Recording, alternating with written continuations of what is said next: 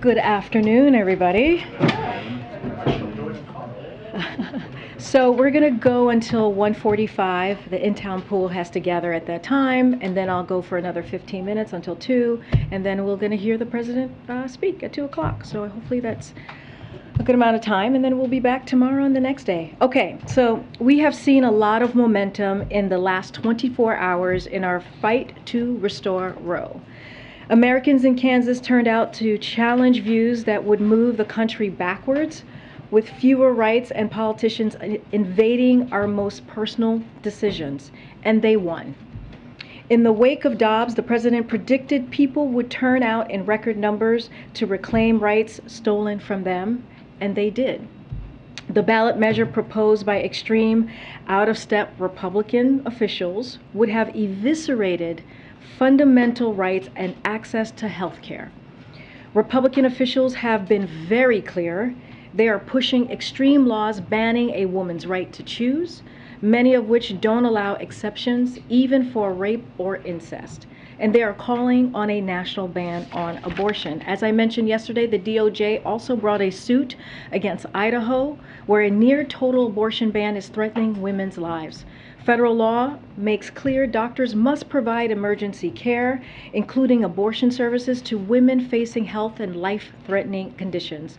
But under Idaho's law, women with medical conditions like ectopic pregnancies or hemorrhages can be denied the emergency care they need. And today, President Biden will sign an executive order at the first meeting of the Interagency Task Force that builds on the actions we've already taken to protect access to safe abortions, contraception, and the ability to travel. Today, the President is directing the Secretary of Health and Human Services to work with states, including through Medicaid, to help women who need to travel out of state for reproductive health care, ensuring there's no discrimination when obtaining medical care, and promoting research and data collection on maternal health outcomes.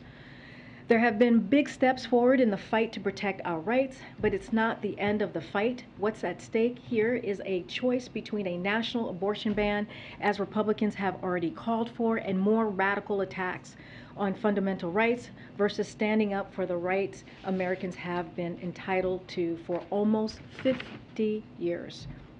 We're now seeing 50 days into what remains the fastest decline in gas prices in over a decade. Gas prices are now down 86 cents a gallon from their June peak, saving American families with 2 cars on average over $90 a month on gas.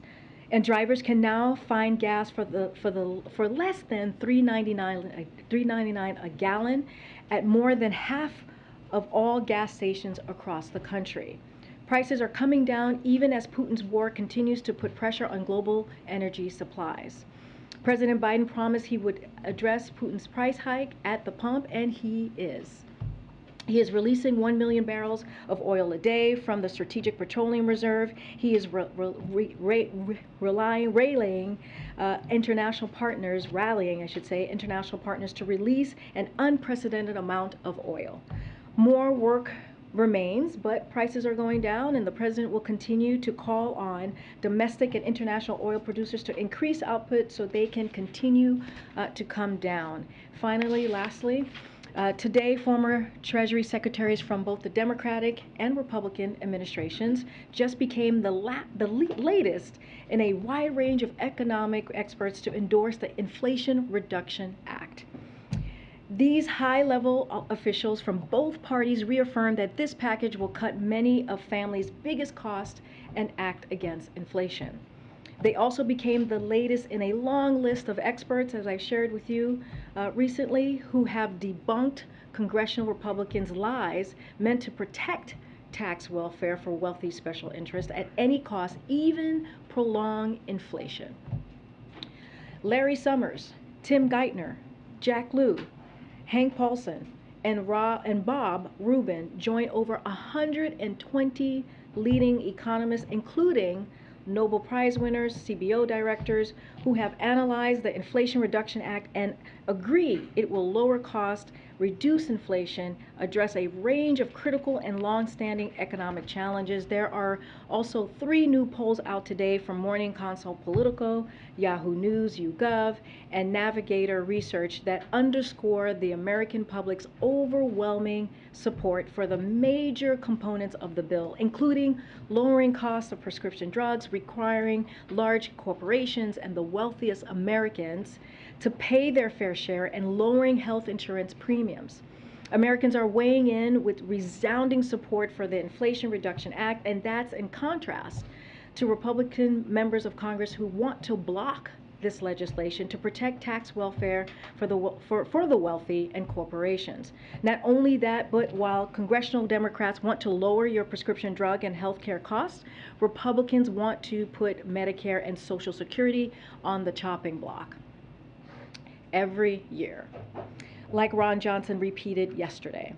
The choice is clear, and we urge Congress to move forward with this package as soon as possible. Josh, the floor is yours. Wonderful. Thanks, Karine. 2 questions on 2 subjects. First, OPEC today. OPEC Plus is boosting oil production by a much slower pace in September than in previous months, at about 100,000 barrels a day. After President Biden's visit to Saudi Arabia, was this the potentially substantial increase that the administration was looking for? So I'll say this, the president has been very clear, Josh, that oil supply must meet oil demand. And the fact of the matter is, and I just laid this out in the top, which is 7 weeks ago, the price of barrel of oil was about $120, and now it's at around $95. Gas prices went from more than $5 to under $4 for a majority of the country. We've seen the fastest decline, as I just laid out, in gas prices in over a decade, and that's 50 days straight of decline. So what we're focused on is keeping those prices down. We wanted to see some increases in the production before we announced the trip, and we actually saw that in that first week of June when OPEC Plus announced that it was going to increase their production by 50% in July and August, so we saw that happen. But what we're focused on is the bottom line for us is that reducing the price of oil in the market is the most important thing, and that's what we're seeing, and that's what we're going to continue to work on. Secondly, a bipartisan group of senators, including Kaine, Sinema, Collins, and Murkowski, introduced a bill this week that would bar states from enacting pre-viability abortion bans. But they would allow some restrictions on abortions for pregnancies after viability. Does President Biden consider that a satisfactory standard? So we'll say this. I know that was introduced. The president has been very clear on this, is that the only way to secure a woman's right to choose is for Congress to take action, is to restore protections of Roe as federal law. That is how we're going to do this in a blanket way so that women's rights for reproductive health is really protected. He stands ready to work with Congress to pass a bill that does exactly that. And it's not just him. It's majority of the American people believe this. They believe that a woman's right to choose should be their right. So again, we're going to continue to work with Congress. I don't have anything specific to say about that particular legislation, but we have been very clear Congress needs to act in order to codify Roe. Thanks, Karine. A couple questions about Taiwan. First off, has the president spoken to Speaker Pelosi since she left Taiwan? So as you know, she's traveling, I believe, to Japan and South Korea. I can't remember which one is first. So she's on her travels. I don't have a call to read out to you at this time, but they have a relationship. They talk pretty regularly. Don't have anything, again, specifically to read out at this time. The G7 just expressed concerns about China's threatening behavior in the Taiwan Strait. Those are their words. Does this letter come with any consequences if China continues that behavior? So let me just reiterate what we have been saying from the podium for many days now. You also heard this directly from our National Security Advisor, Jake Sullivan, who was on many of your networks yesterday, saying that the Speaker has the right to make a decision on where she chooses to travel. We provide the assistance and the kind of the geopolitical briefing and kind of what we believe the national security reasons are for, or lay that out for her as she makes a decision. She is, we do not decide where she goes. She makes that decision. As you know, the president was a senator for 36 years. He understands that particular fact. So that's number one. Does not change at all our long-standing policy, U.S. policy, that we have had. We have made that very clear. The trip does not change that. There is a precedent for a speaker, we've talked about this in here, to travel to Taiwan, and so none of that changes. And so, there's no reason for Beijing to turn this visit, which is consistent with our policy, into some sort of crisis, or to use it as a pretext to increase aggressive military activity in or around the Taiwan Strait, as you just asked, Nancy. But again, it doesn't change anything. The president spoke to President Xi just last week. That was their fifth conversation. They continued to have an open dialogue. That's what we have been wanting with China. Again, there is no reason to see any change. It continues to be consistent. But the G7, of which the U.S. is a member, is warning China not to continue this behavior. What is the consequence for China if it does continue this behavior? So again, we said many days ago, we said that we knew this was going to happen. We knew China was going to behave in this way. Again, it doesn't change our policy. We are going to monitor, and we will manage what Beijing chooses to do.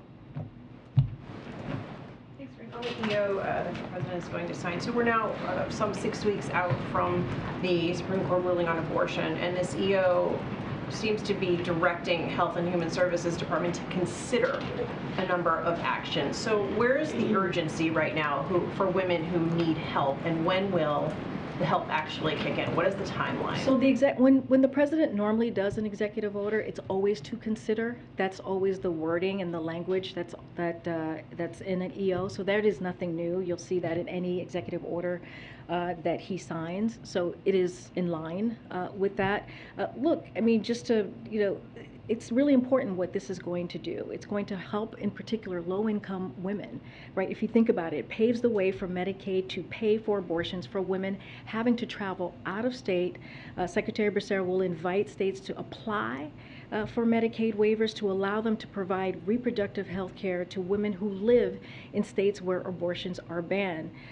Those he judged to be the strongest and most effective on both legal and policy grounds. That's what the president is doing. He's reviewing the options that he has. And also the thing to note here, and we have said this is in consultation with groups, this is in consultation with legal experts when we make these announcements, and the president has been very clear. He is going to continue to do whatever he can to make sure that a woman's rights to choose continues to be protected the best way that he can from the federal government.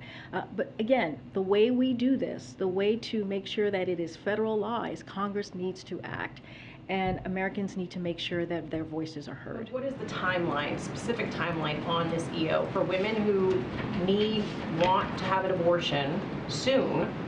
Will this help them get one? Are we talking about days? Are we talking about weeks? Are we talking about 6 months? So that's a great question. We don't have the details to share today, but HHS will soon have more on what a waiver could look like in the timeline, as you're asking me, and which would generally target, again, low-income women served by Medicaid and help cover certain costs. So HHS, as you know, the president's going to sign the executive order. It says to consider. Secretary Becerra will then work with his team to figure out the details and the timeline. And one more question on this. How will you be able to help women pay to cross the state line to get somewhere else where they need to go, given the restrictions of the Hyde Amendment? So that is something that HHS will come up with the details on that. But you're about to sign an EO. Have they not figured that out? Well, we're going to leave it to HHS to come up with the details on the specifics on how they're going to work with states if a state asks for a waiver and what that's going to look like. So this is going to be in their purview. They're going to come up with the specifics, again, with the details on how this is going to work. But again, this is what the president is doing. He's looking at everything that's available to him on the table, whatever is legally possible, what he can use his executive authority to move forward on, and that's what he's doing. Quick question again on oil. 100,000 barrels a day, it's enough to basically cover, I think, 86 seconds of global oil demand in a day. And it's essentially a rounding error when analysts say that the kingdom could increase production by at least 5 times as much. Is the White House happy with that amount? And again, does Biden feel like he got what he wanted out of the visit to Saudi Arabia?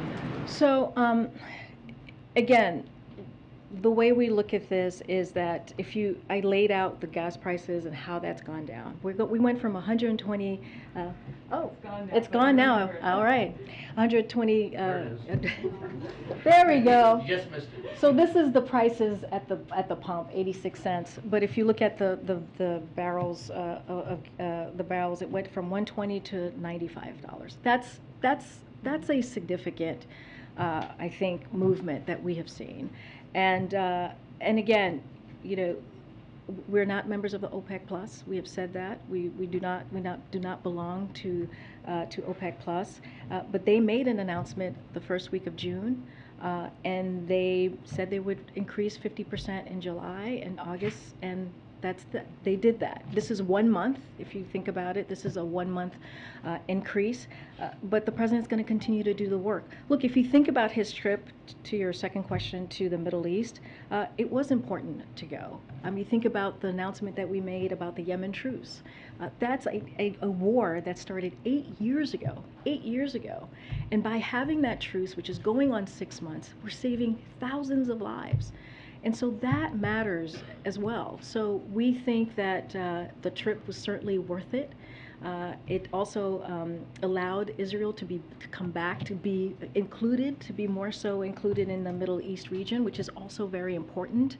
And so, look, when it comes to gas prices and oil production and meeting supply, we're going to continue to work on that. But you've seen the president take those steps. When you think about the Strategic Petroleum Reserve, when you think about how he was able to rally our allies to do 240 million.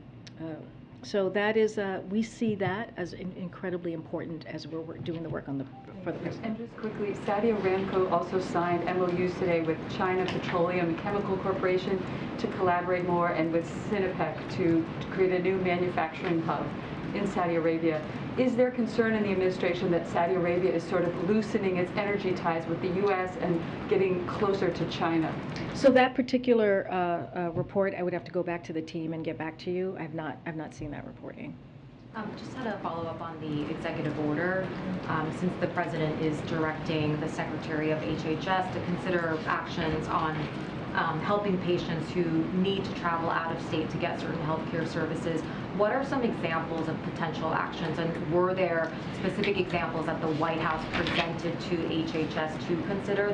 The fact sheet didn't list any examples. No, that's a good question. I can give you a little bit of the waiver details. I don't have examples. Hopefully this helps, and you tell me, MJ, and we're always happy to talk to you afterwards. So as you know, Medicaid provides comprehensive health care to women with low incomes. This care includes family planning services such as contraception, non-emergency medical transportation, and support services like targeted case management, which allows health care providers to help patients coordinate their care. And it also includes abortion care in certain circumstances as accepted by the Hyde Amendment, which is rape, incest, and life of the mother.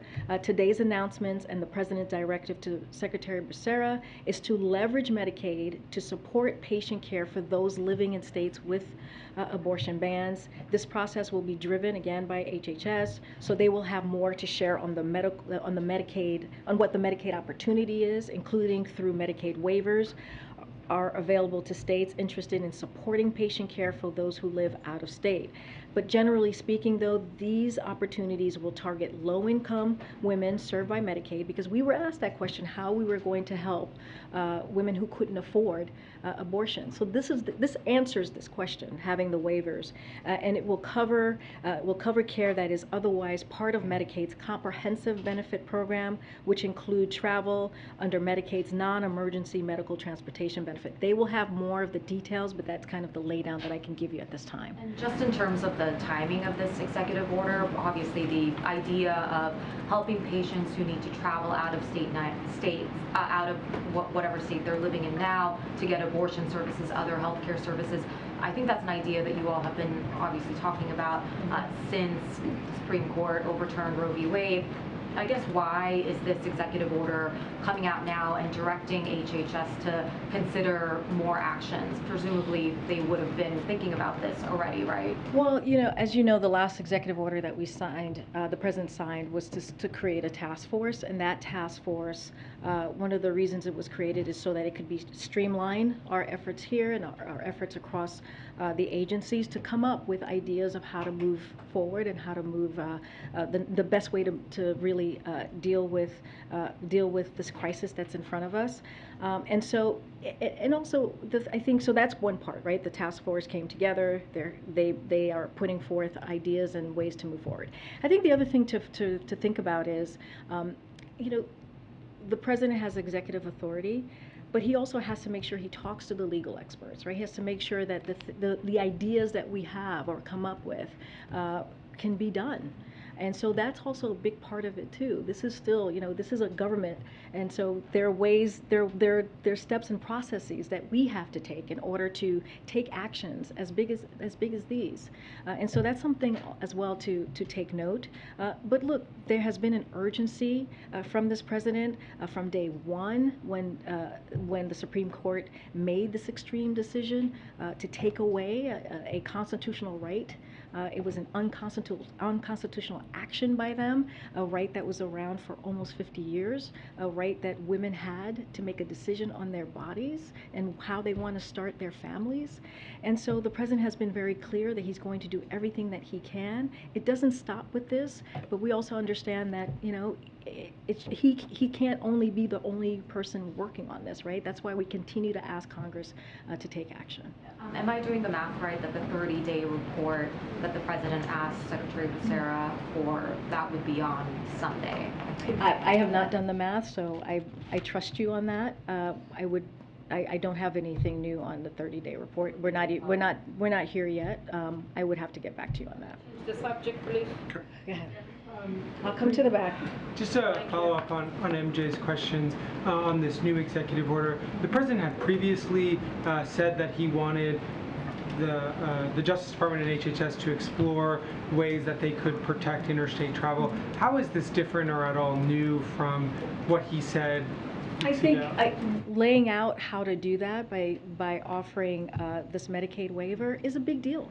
I mean, this is a big deal for women who can't afford to have abortion. This is a big deal for women who are trying to figure out how are they going to pay for their health care. This is a big deal for them. And so we were asked, I remember one of the last times I was in front of you talking about this particular issue, I was asked, okay, well, what are you guys going to do for women who can't afford? This answers that, begins to answer that. So we think this is an important step. It's not the only step. But again, the president has been very clear about how do we get to Roe becoming federal law. Americans have to make sure that their voices are heard. That's why I laid out or talked about what Kansas did last night. And will there be more details, for example, for women who are looking to utilize these services? How do they access, as you outlined, some of the things, transportation, those health services in other states? How is that going to work? All good questions. HHS will be clearly leading this effort, and we'll have more details to share. And then just one more quick one here. Has the president had any conversations with Senator Sinema as the Senate continues to negotiate over the Inflation Reduction Act, or any conversations that the White House is having with senators as they try to push this over the finish line? We're not going to negotiate from here, as we say many times, or in public, just in general, and I'm not going to speak to any other congressional members' conversations or what's happening in that is related to that. Okay. Yeah, a different subject, a couple questions. There's text messages reported today from January 6th from top Pentagon and Army officials deemed key witnesses in the Capitol attack that were deleted after their phones were wiped. Is there any concern from this administration about confidence in the DOD or the Army because of that? So my understanding is this is part of an ongoing litigation, so I would refer you to the Department of Defense. It's not something that I can comment on, and they will have further comment or details. But I'll say this, more generally, here's what I will say to your question. We have been very clear that we strongly believe in following public record rules. That is important. And the President also has been very clear that everyone should cooperate with the January 6th committee so they can get to the bottom of what happened that day. But I'm not going to speak to any specific details. I would refer you to Department of Defense. If he has confidence in the DOD, and does he also have does his confidence remain in the Secret Service detail after they've wiped? So I've answered your last question, and I'll answer the former question. The last question is yes, he has confidence in the men and women who protect him and his family, so he does have confidence in them. And the Department of Defense, yes, of course he has confidence in the Department of Defense. And finally, the last question. Andrew Yang, former Democrat, has announced a third party. Any reaction from this White House about the viability of a third party with Andrew Yang at the head of it? As you know, and I say this often, I cannot speak to politics from here. I have given up that life for the moment. I'm gonna go back and I'll come back up. Go ahead. Yeah, so on the OPEC announcement, given what the president has invested, does he feel like the increase was an insult? Look, and I said this earlier, and I'll say this again. The fact of the matter is that oil and gas prices are coming down. They're coming down, and they have been coming down since the president announced his trip. The moment he announced his trip, we saw gas prices and oil prices coming down, and so that is also important to note. But what we're focused on is that our goal is to bring prices down for Americans, and that's what we're seeing. So we have seen some results. You saw the chart that was behind me, and we're going to continue to do the work on the domestic and international oil producers to increase the supply of oil. It doesn't stop with the announcement today. It didn't stop with the announcement in early June. We continue to do that work. Again, we're not members of OPEC Plus, but we welcome their announcement. The Strategic Petroleum Reserve is at the lowest level in 37 years. The release of 1 million barrels a day ends in September. So what's the plan then after that?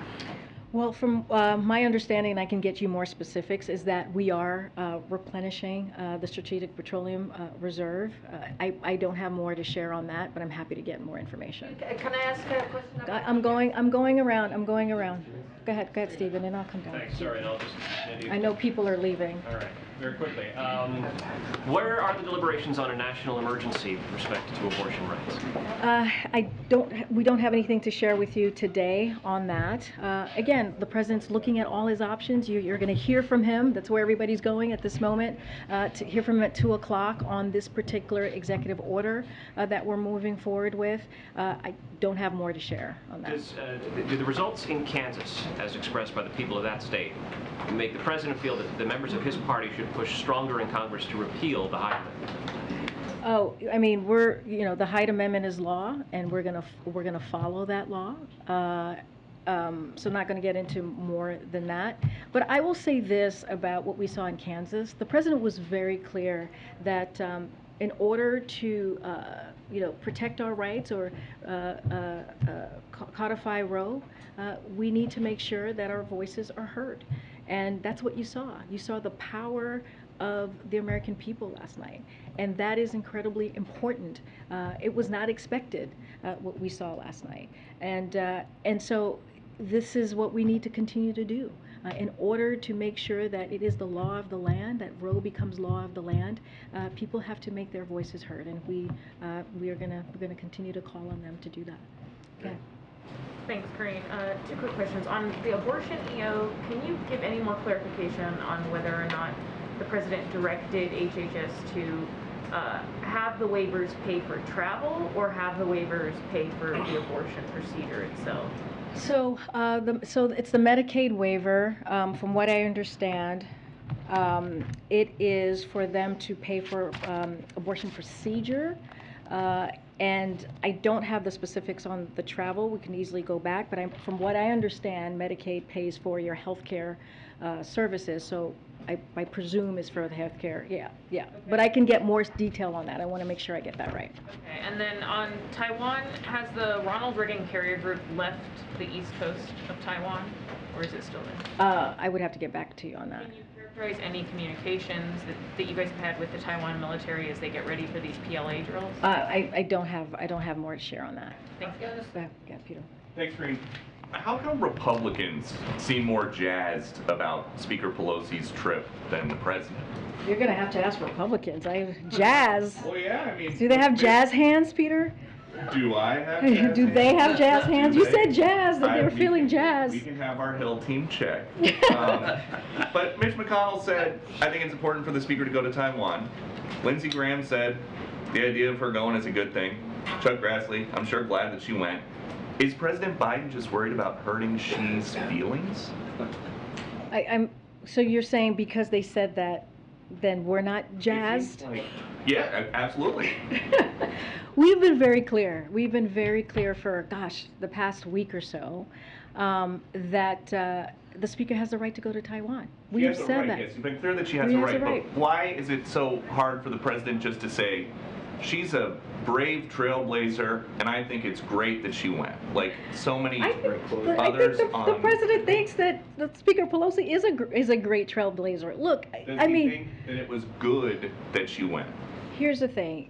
What we are saying is that we cannot dictate, and we will not dictate where members of Congress go. Members of Congress, wait, let me get that. let me But finish. When they go, he doesn't dictate it, they go.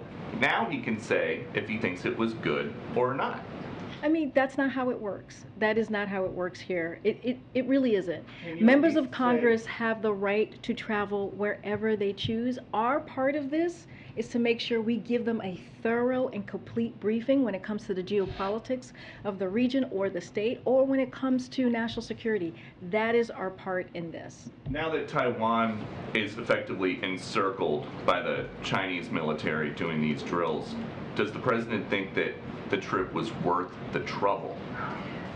Look, I already said this, and I'll just repeat it to you. There's no reason for Beijing to turn this visit, which is consistent with long-standing U.S. policy, into some sort of crisis. There is no reason to do that. We have been very clear. There's no change in our One China policy, which is guided by the Taiwan Relations Act of 1979. That has not changed.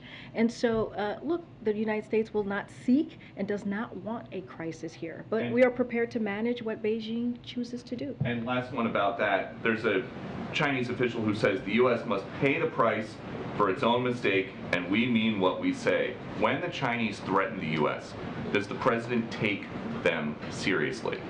Again, the United States will not seek and does not want a crisis. We are prepared to manage what Beijing chooses to do. Nothing has changed when it comes to our policies. This was a precedent. This was precedent for the Speaker to travel to Taiwan. That is nothing new, and it changes absolutely nothing when it comes to our One China policy. I'm going to go to the back. Go ahead. I have a Taiwan question and also an Afghanistan question.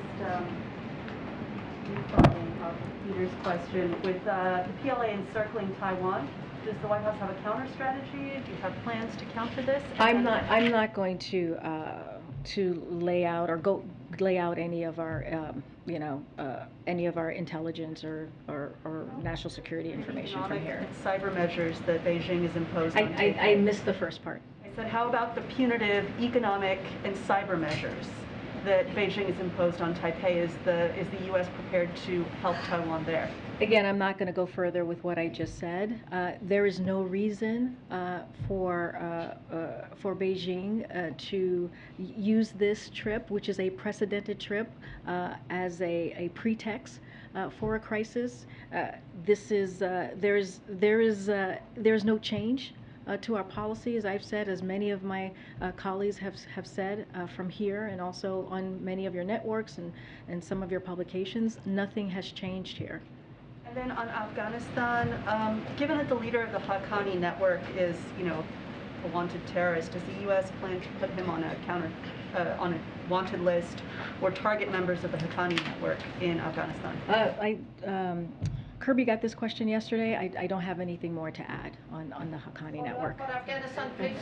Did Peter, do you have something? Can I ask you, Karine? Families are telling us months later that they're still seeing limited or at least little to no improvement in their access to baby formula, and market research shows that shortages remain right now. So to those families, has the administration done enough to solve this problem? So as you know, this is a priority for us. We understand what families are going through, caregivers, moms and dads, grandparents, and we have done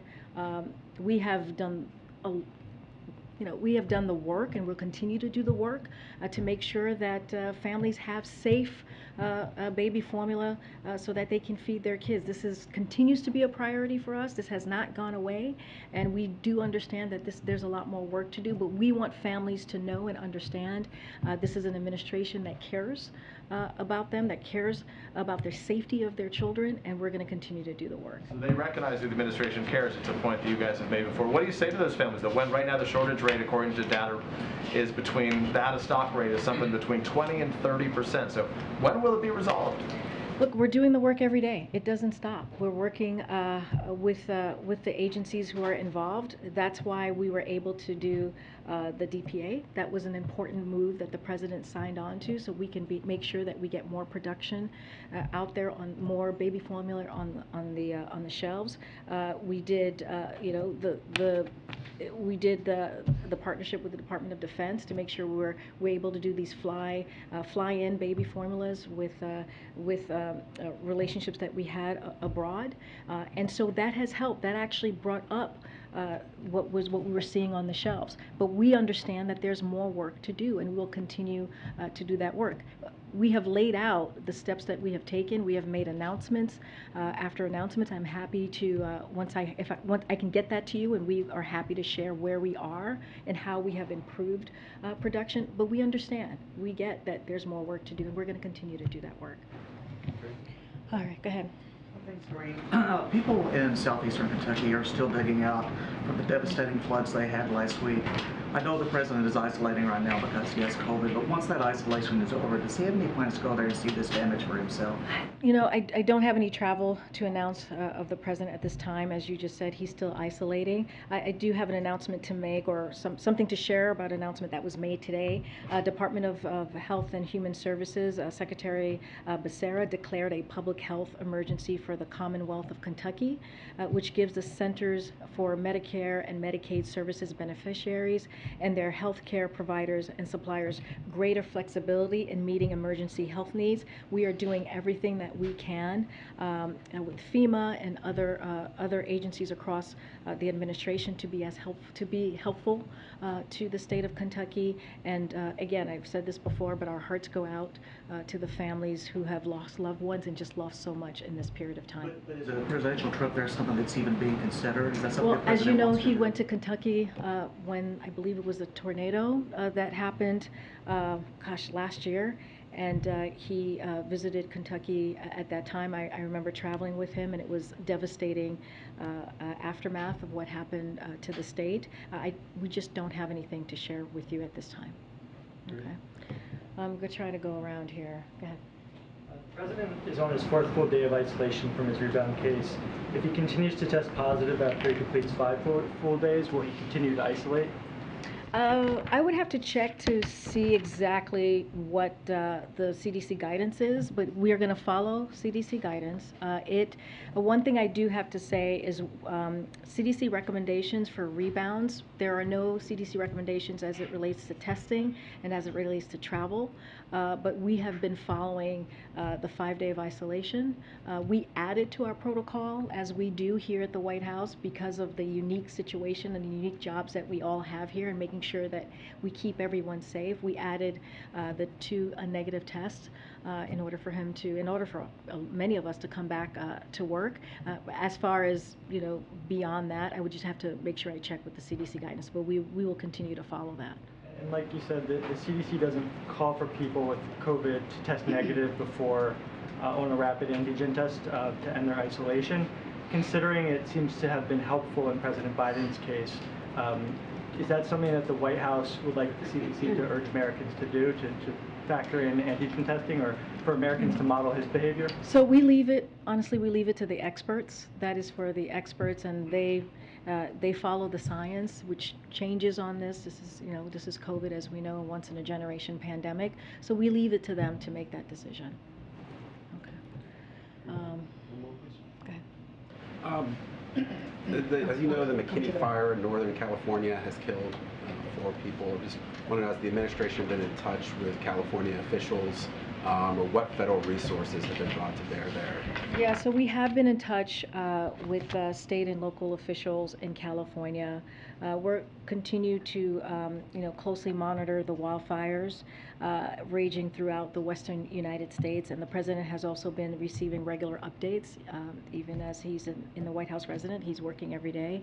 I'll say this to the folks in that region: our hearts go out to the people who have been impacted by these extreme weather conditions, including those who may have lost their homes or businesses to what has become California's biggest fire so far this summer. More than 2,500 personnel and firefighters are on the ground fighting the fire, and FEMA has been there very quickly, approved additional grant funding to help the California pay for the cost of fighting the fire. We also continue to take steps to make communities more resilient to extreme weather events like wildfires, including through the $2.3 billion in FEMA funds that President Biden announced last week to help communities increase resilience to heat waves, drought, wildfires, food, hurricanes, and other hazards. I'm going to go way to the back. Go ahead, Owen. Karine, thanks. Good afternoon. Good Two afternoon. questions. Back to the executive order first, from a much different perspective here. Pro-life Americans don't want their tax dollars paying for abortions. They believe life begins at conception. The Catholic Church teaches life must be protected from conception forward. But this executive order would have Medicaid pay for travel expenses for women to get an abortion. So my question, respectfully please, why does the president want to force pro-life Americans, including Catholics, of which he is one, to subsidize abortions? So I'll say this. So federal law makes clear doctors must provide women emergency medical care, including abortion services to stabilize women facing and life-threatening conditions. We are working to ensure that pregnant women whose life and lives are in serious jeopardy receive the care that they need. This is what it is. This is what we're trying to do. This is what the president has promised that he would do. But under that same federal law, there are exceptions for moral, to your point, Owen, or religious objections to provide particular medical services. So nothing in today's EO impacts those exceptions. So there are exceptions there. Then a quick follow-up. Catholic bishops say the administration is trying to force doctors and nurses to perform procedures that go against their religious beliefs, including gender transition surgery and abortion. Does the president believe in conscience rights and religious freedom for healthcare professionals? So I thought that's what you were asking me in your first question. It's basically the same as I just laid out, which is like federal law makes clear, right, that doctors must provide women emergency medical care, including abortion services, to stabilize facing health and life-threatening conditions. As I just stated, under the same law, there are exceptions for moral or religious objections to the question that you're asking me to provide particular medical services, and nothing in the EO impacts those exceptions, so there are exceptions there. And I thought that was the first question that you were asking. Okay, so let me just clear it up just once, one final time. Here. So on the going back to the first question, on the Medicaid, on the proposal to have Medicaid fund travel expenses for women seeking abortion, how would that not violate Hyde if it's using taxpayer dollars to pay for abortions? This EO does not, will not violate the Hyde Amendment. It is law, and we follow the law here. I have to go. It's 2 o'clock. Thanks, everybody. I'll see you tomorrow. Thanks, Greg. Thank you.